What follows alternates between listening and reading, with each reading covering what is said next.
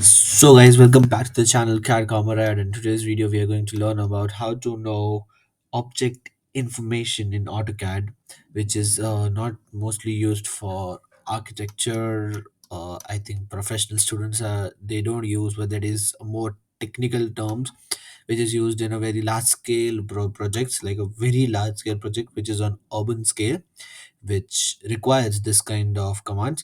So the command name is SHOWMAT. You have to just select if you want to know the information of this set of objects, then you just have to say select it, right SHOWMAT,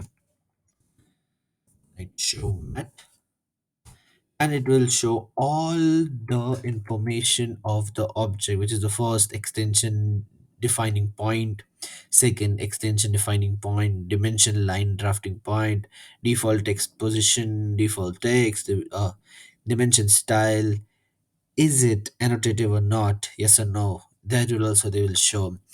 Dimension is in which layer, space model space, handle number, associative, is it associative or not. Then everything that is required for technical terms will be there in this information. So the command name is again showmat, SHOWMAT. So don't forget about that. And thank you for watching, and subscribe for so useful content. Thank you.